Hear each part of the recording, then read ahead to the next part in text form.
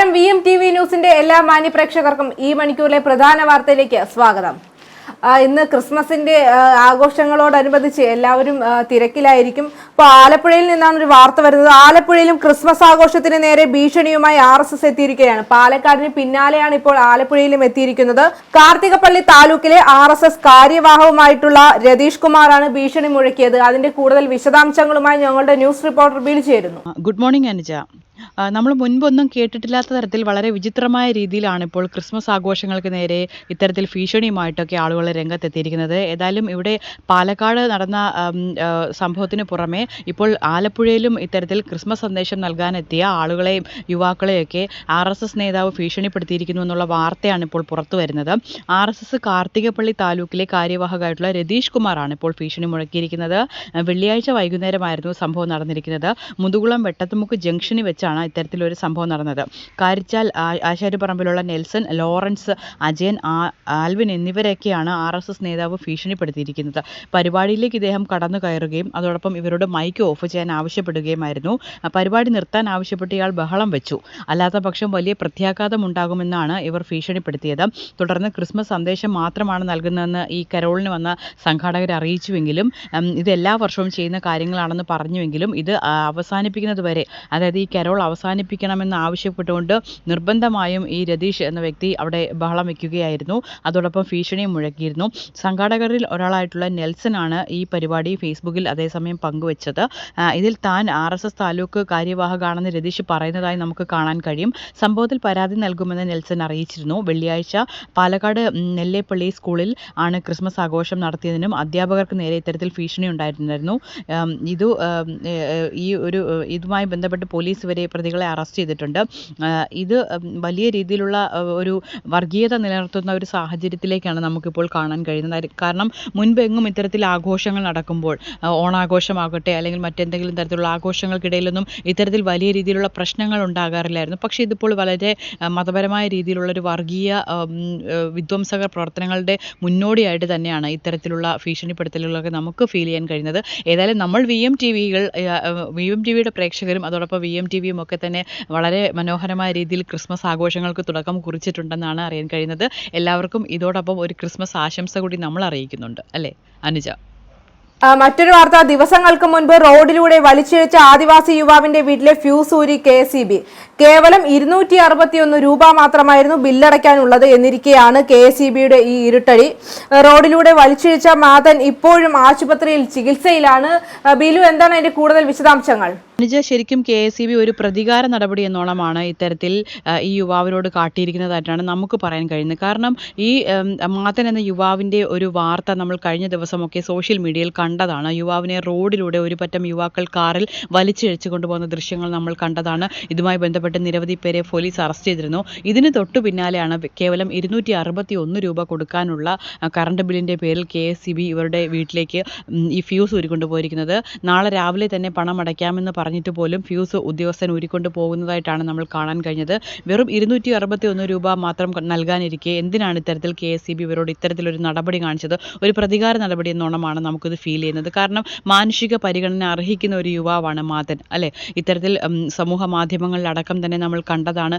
ഇതുമായി ബന്ധപ്പെട്ട് ഗുരുതരമായി പരിക്കേറ്റ മാതൻ ഇപ്പോൾ ആശുപത്രിയിൽ ചികിത്സയിലാണ്. ഇദ്ദേഹത്തിൻ്റെ ബന്ധുക്കളും കൂട്ടുകാരും ഒക്കെ തന്നെ ദിവസങ്ങളായി ആശുപത്രിയിലാണ്. അതുകൊണ്ട് തന്നെ ഈ വീട്ടിൽ പ്രോപ്പറായ കാര്യങ്ങൾ, അതായത് കറണ്ട് ബിൽ അടക്കമുള്ള കാര്യങ്ങളൊന്നും തന്നെ കൊടുക്കാനുള്ള സാമ്പത്തിക അവസ്ഥയില്ലായിരിക്കാം, ഒരു പക്ഷേ വീട്ടിൽ ആളില്ലായിരിക്കാം. ഈ സാഹചര്യങ്ങളൊന്നും തന്നെ കണക്കിലെടുക്കാതെയാണ് KSEB ഇത്തരത്തിൽ നിർദാക്ഷിണ്യമായിട്ടുള്ള ഒരു നടപടി എടുത്തിരിക്കുന്നത്.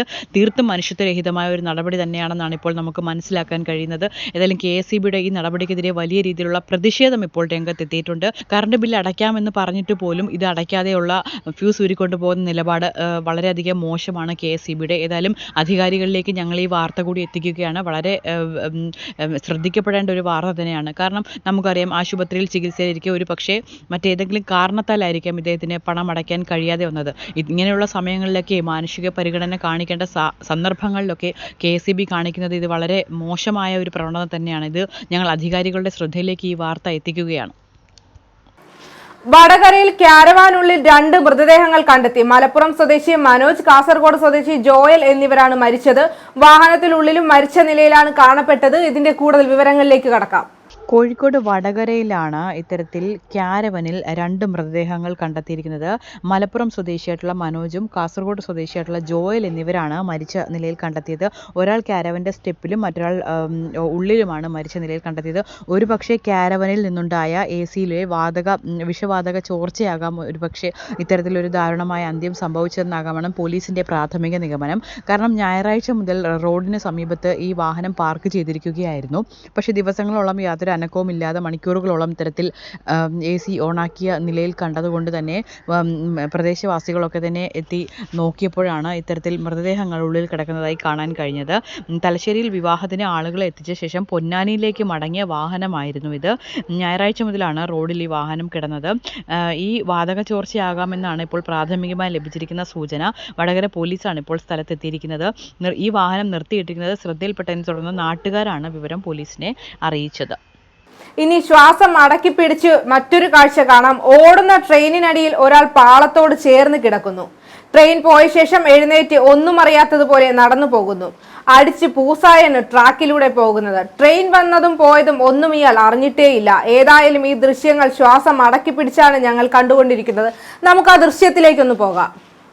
അനുജ, വളരെ ഞെട്ടിക്കുന്ന ദൃശ്യങ്ങളാണ് നമ്മൾ ഈ കാണുന്നത്. സംഭവം നമുക്കൊരു തമാശ രൂപത്തിൽ ഇത് അവതരിപ്പിക്കാമെങ്കിലും ഒരു മനുഷ്യൻ്റെ ജീവൻ പോകേണ്ട സാഹചര്യമാണ് ശരിക്കും തലനാരിഴയ്ക്ക് രക്ഷപ്പെട്ടിരിക്കുന്നതായി നമുക്ക് ഈ ദൃശ്യങ്ങളിൽ തന്നെ കാണാൻ കഴിയുന്നത്.